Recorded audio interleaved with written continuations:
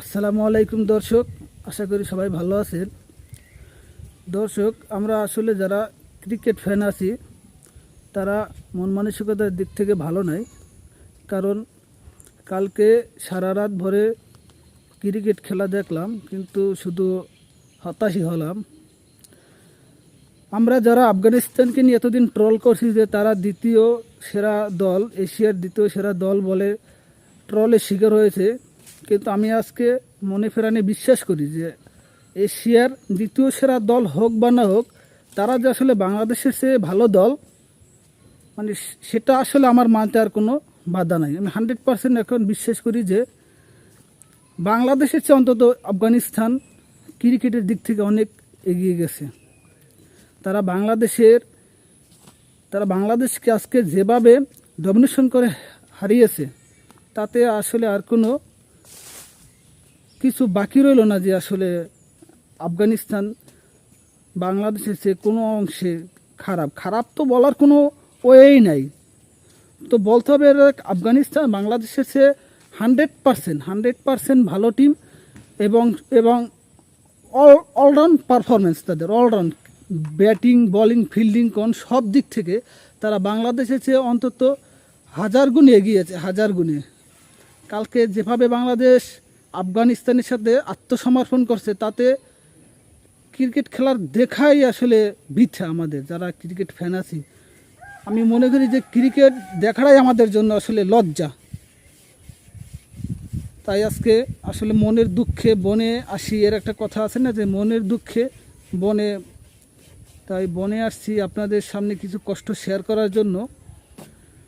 সারা রাত, প্রায় রাত্রের 12টা 12:30 পর্যন্ত আমরা খেলা দেখে আসলে হতাশ ছাড়া আর কিছু নিয়ে যেতে পারি না সবসময়ের জন্য। আফগানিস্তানের সাথে যেভাবে আমরা হারছি, 190 রানের টার্গেট, 190 রানের টার্গেট বেশি কিছু নয়, এটা আসলে একটা মামুলি টার্গেট বলা যায় ক্রিকেটে। বর্তমানে যে ধরনের ক্রিকেট বিশ্ব খেলে, তাতে 190 রান কোনো ব্যাপারই না, 190 রান শেষ করা কোনো ব্যাপারই না।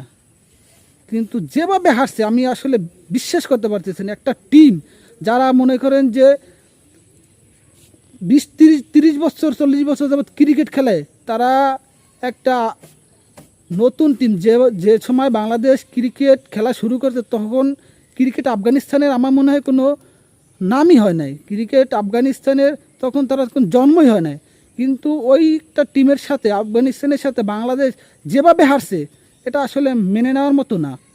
যারা ক্রিকেট খেলা দেখেন, যারা ক্রিকেটকে ফলো করেন, আমি মনে করি যে এরা আসলে আমাদের জন্য লজ্জা, ক্রিকেটের জন্য লজ্জা।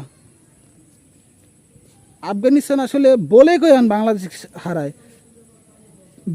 টানা 3টা ওয়ানডে সিরিজ আফগানিস্তানের সাথে বাংলাদেশ হারছে। আমি আসলে বুঝাইতে পারি না, এটা আসলে আমি একজন ক্রিকেট ফ্যান হিসেবে আমি এতটা কষ্ট পাইছি যেটা আসলে বলার বাহিরে। দর্শক, আসলে কি বলবো, আসলে বলার কিছু নাই। সারা রাত্র মনটা খারাপ গেছে। আফগানিস্তানের সাথে প্রথম ম্যাচটা হারছি আমরা, ঠিক আছে, আগে ব্যাটিং করে ভালো রান করতে পারি নাই, এই জন্য হয়তো বুঝলাম হারছি। কিন্তু কালকে ম্যাচটা তো ভাই 190 রান, 300 বলে, বর্তমানে 300 বলে 190 রান আহামরি কোনো টার্গেট না। বর্তমানে বিশ্বে ক্রিকেটে 400 450+ রান অ্যাভেলেবল হয়, এ জায়গায় 190 রান কোনো রানই না আমি মনে করি। কিন্তু তাও আসলে আমরা ডিফেন্ড করতে পারলাম না, ওকটা রান আসলে চেঞ্জ করতে যেতে পারলাম না। তাও আবার 81 রান, মানে ধরা যায় যে অর্ধেক রান করছে, অর্ধেক রানে হারছি। এটা আসলে খুবই বেদনাদায়ক।